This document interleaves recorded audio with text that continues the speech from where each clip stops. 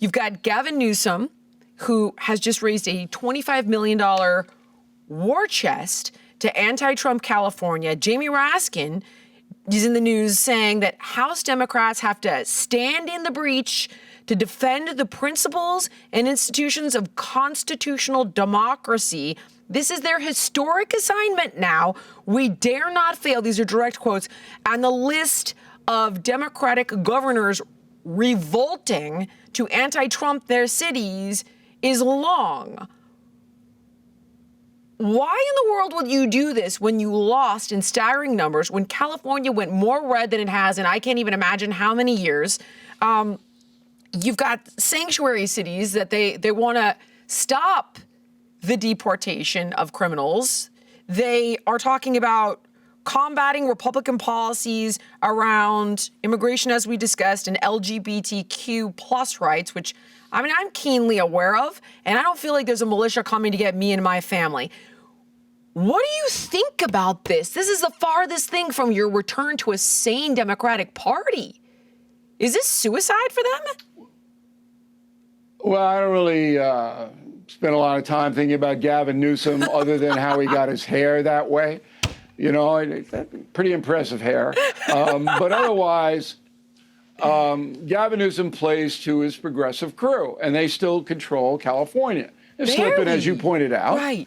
They're slipping, but he's still controlled. But here's what I told my audience tonight on the No Spin News, which is our TV broadcast. You can get it on BillO'Reilly.com, and that's where we live. If I'm the head of the FBI, which is probably going to be this guy, Kash Patel, the tough guy, and Trump has nominated him to be the head of the FBI. It's got to be confirmed by the Senate, but I think he'll get through. And if I tell my agents to go and arrest some undocumented migrants in California, and the authorities in California don't cooperate, I, the head of the FBI, get on a plane, fly to Sacramento, and arrest Governor Newsom myself and put him in handcuffs myself. And I tell the press I'm going to do it so they can see me lead the governor out and put him in a paddy wagon, that's a slur against the Irish, by the way, and take him to the federal holding center. And that's what I do. If any local or state official defies federal law, they can be arrested for obstructing a federal investigation. And I think that's what President Trump is going to do. I hope he does, because enough's enough. Okay, I'm going to spin this on you. He's going after his political opponents. He's doing everything. No. It's not. He doesn't have a list of people that he's going to terrorize. All right. He's got a list of people who are not obeying the law.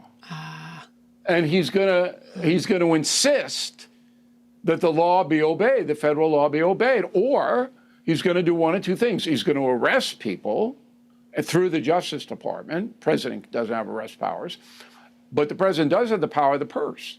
He can stop block grants to Boston, for example. The mayor Wu there, very progressive. Oh, we're not going to cooperate. Okay, you're not getting any money. No money.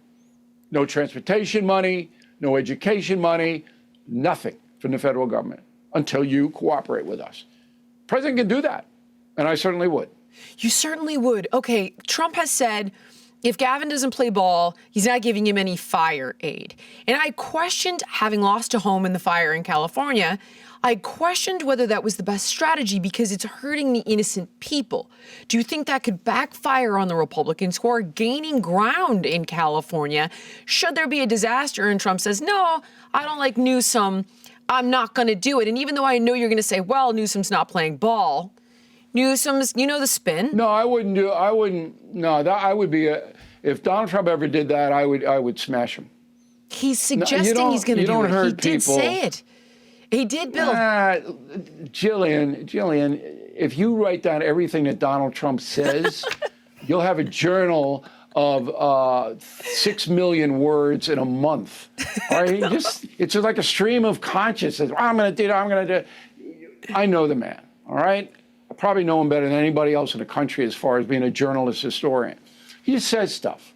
He likes to shake it up. He's a provocateur.